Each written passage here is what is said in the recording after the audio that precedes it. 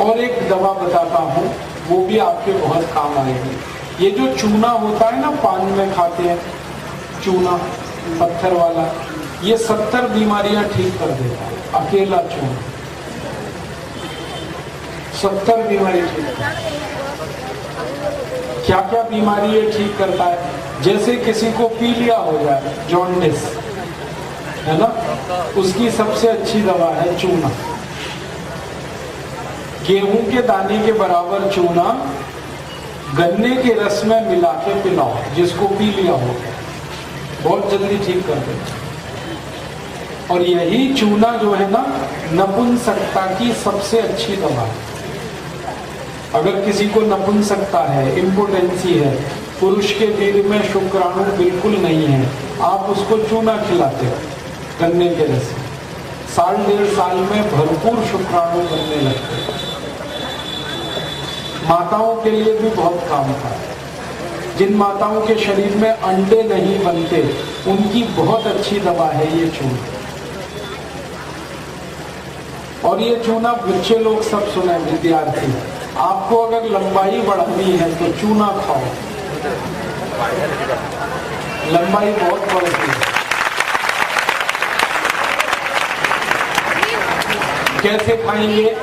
गेहूं के दाने के बराबर चूना रोज दही में मिला के खाओ, और दही नहीं है तो दाल में मिला के खाओ, दाल नहीं है तो पानी में मिला के दाल नहीं है तो पानी में मिला के पानी पी लो, चूना खाओ, लंबाई बढ़ेगी। और लंबाई तो बढ़ेगी, स्मरण शक्ति बहुत अच्छी हो जाती है चूने से, याद बहुत रहता है।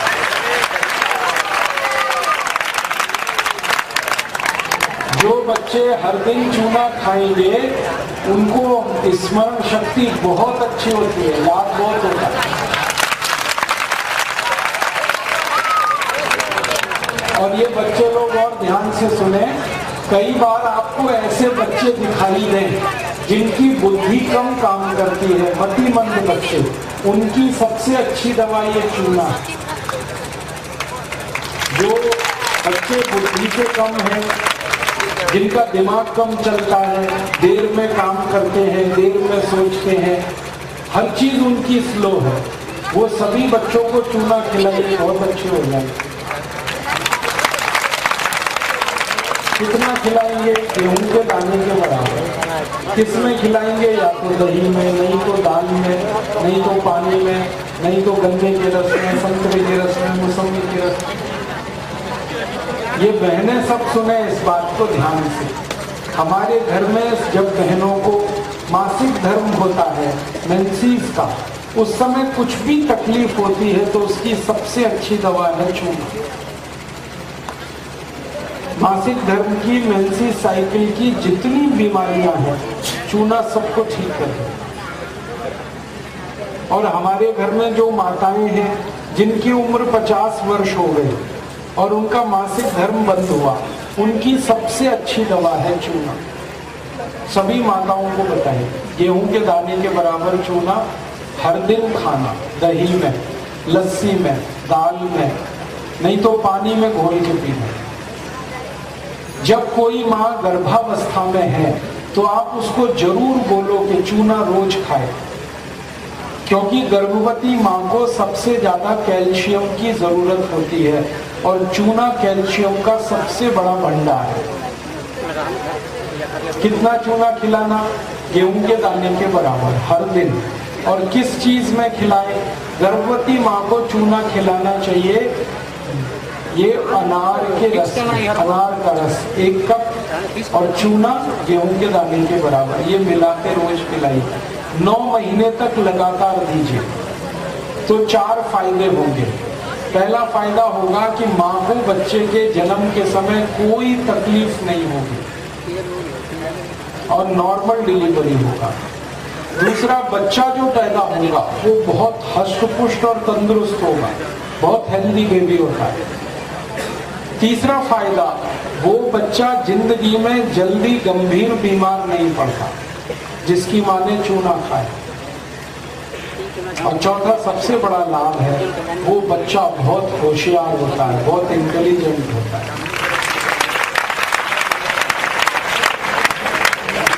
जिस बच्चे की मां ने गर्भावस्था के समय 9 महीने चूना खाया अनार के रस में, वो बच्चा बहुत इंटेलिजेंट और ब्रिलियंट है,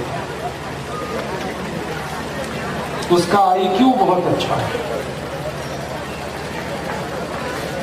तो ये चूना है ना, बहुत बढ़िया है, आप इसको खाओ। और क्या क्या काम करता है ये चूना?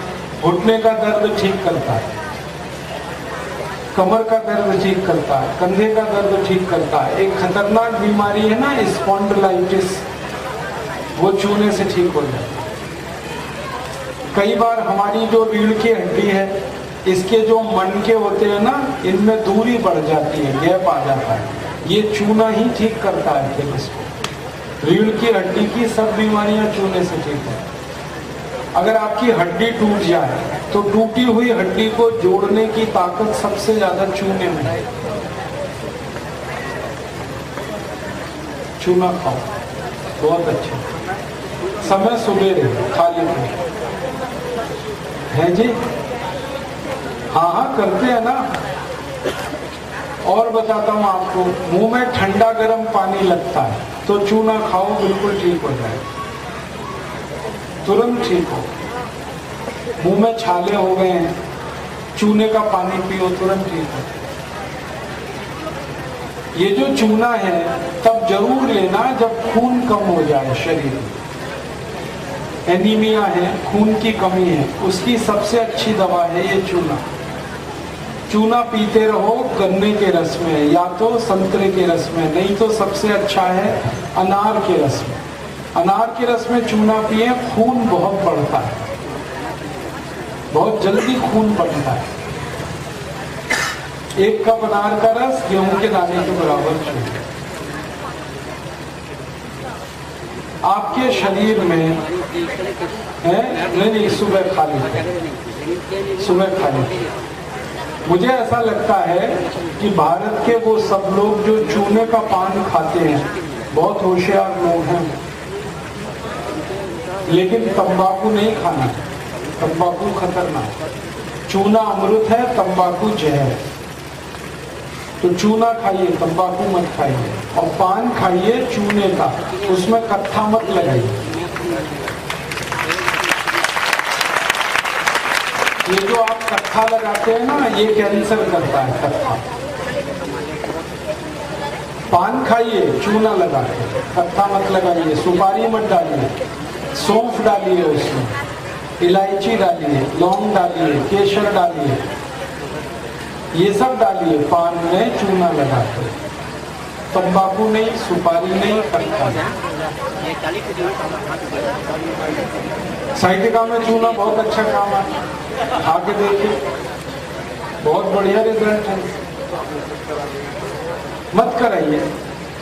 अगर आपके घुटनों में घिसाव आ गया और डॉक्टर कहता है ये घुटने बदल लो, तो भी जरूरत नहीं, चूना खाते रहिए। और मैंने जो बोला हार सिंगार के पत्ते का काढ़ा, घुटने बहुत अच्छे काम करेंगे। मेरा सबको ये कहना है, चूना खाइए, चूना लगाइए मत कभी किसी। ये चूना लगाने के लिए नहीं है, खाने के लिए। आजकल अपने देश में चूना लगाने वाले बहुत हैं, ये भगवान ने खाने के लिए दिया। और भारत में बड़े बड़े भ्रष्टाचारी हैं जो रोज देश को चूना लगा रहे हैं।